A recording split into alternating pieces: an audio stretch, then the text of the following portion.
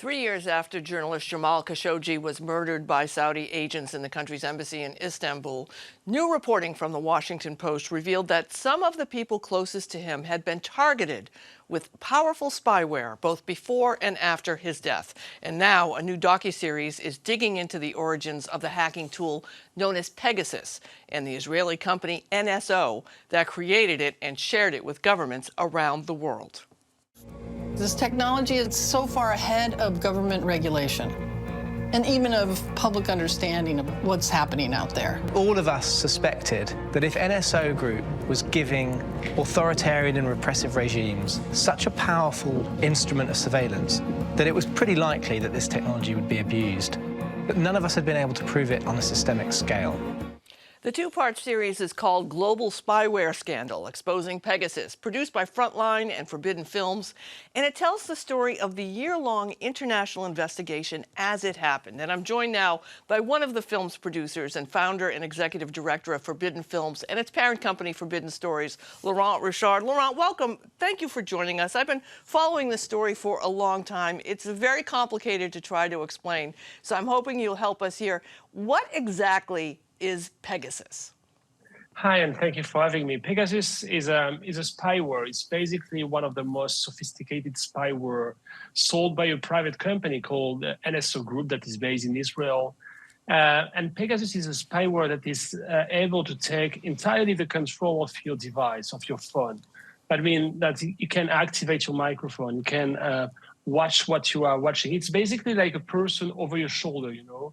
You can read, or the person can read what you are reading, and Pegasus is about that. So that's about keeping and getting all your secrets and then transferring that to the person, to the intelligence services that are surveilling you, and maybe this information they collect from your device will be used against you at some point. So this is one of the most advanced spyware we know so far. It's considered as a weapon. It's to export that kind of spyware, you need a military license for that. And the scary part about this, at least to me, is that you don't need to really do anything to be infected by the spyware. Where you don't have to click on a link so much, you don't have to give your consent. Is that true? Yeah, that's true. We call that zero-click infection. Infection, or being infected, or to infect someone, is clearly the language that this industry, the cyber industry, is using when they are talking about targeting someone. So you don't know that you are the target. You don't see anything strange on the device, and you are already trapped. Once you're infected, you're trapped. That means they will know everything about you. And there is no way for you, no mechanism to protect yourself against that kind of weapon. I want to show a little bit of the film. There was a journalist who was working to expose government corruption. She found out that her phone had been hacked by Pegasus. Let's take a look. I feel guilty. I feel guilty for the messages I've sent. I feel guilty for the information sources who send me, thinking that some encrypted messaging ways are secure. They did it, and they didn't know that my phone is infected. I mean, my family members are also victimized. The sources are victimized. I'm angry. I'm angry with the government. I'm angry with the companies that produce all these tools and sell it to the bad guys, like Aliyev regime. It's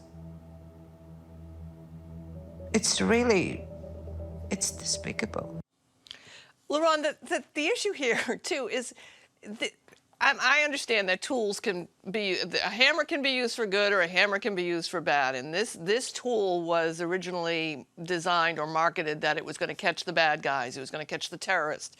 The Israeli company NSO, which is the owner of Pegasus, said that's the only reason they have it is to stop terrorists and bad guys. But what you've discovered in the Frontline docuseries is that it's just not bad guys. It's also journalists, right?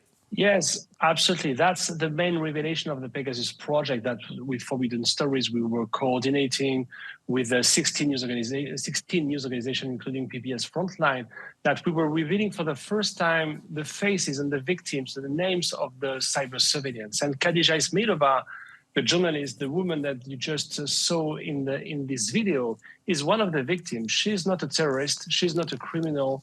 She's just a journalist, maybe one of the very last independent, last journalists in Azerbaijan, a dictatorship. And she has been suffering violence for years. She has been jailed. And she's the kind of person fighting for democracy. She was on the list. She was targeted by this spyware.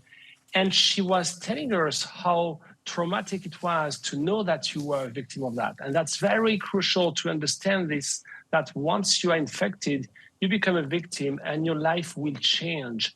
And that is creating a trauma. So this is why officially NSO is always saying that we only say that to catch terrorists and to catch criminals. But what is very concerning is that there is no way to control that.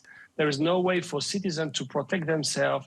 There is no mechanism to sue even NSO or the government who will use that against you. And I think part of the breakthrough of this in your reporting and the piece is that it's a worldwide issue.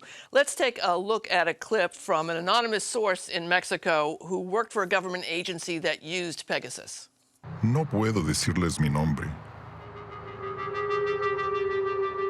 No puedo referir con exactitud la institución en la cual me desempeñé.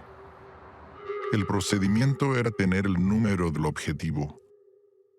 Hacer lo que se denominaba la ingeniería social, que es búsqueda de información en fuentes abiertas del objetivo, con la finalidad de elaborar mensajes de texto que pudieran ser enviados al dispositivo móvil. Si lográbamos el éxito que diera clic en el mensaje, eso automáticamente instalaba el software en el equipo móvil. Y a partir de allí ya podíamos tener acceso al teléfono, toda la información.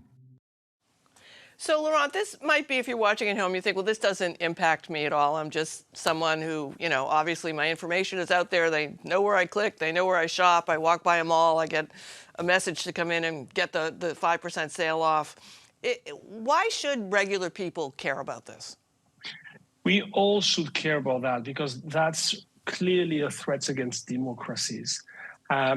Because we need to be worried about that because first, there is nothing to protect us. There is no law, there is no regulation, there is no transparency, there is no accountability. There is no way for you, if you are a victim, to know first that you are a victim because it's very difficult to find traces of infection. But even if you find traces of infection, there is no way to seek and to get justice from that. So this is really about, it's up to all governments to build some regulation about that to protect ourselves. But we should be very worried about that because the business for that kind of, for the cyber surveillance industry is a very lucrative and very profitable businesses.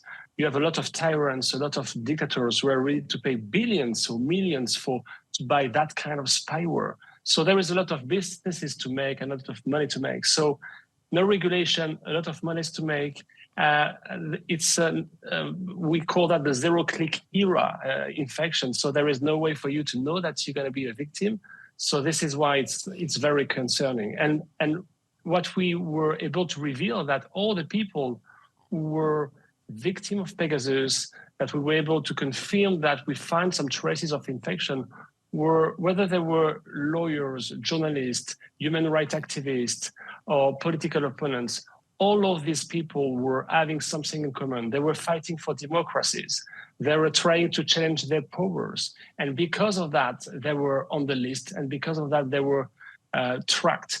And that kind of spyware became, years after year, a kind of magic tool for tyrants, for dictators, and a way for them to export the terror, a way for them to track dissidents who flew abroad very far away, as we were able to prove around the killing of Jamal Khashoggi that the wife and the fiancée of Jamal Khashoggi were both targeted by that kind of spyware.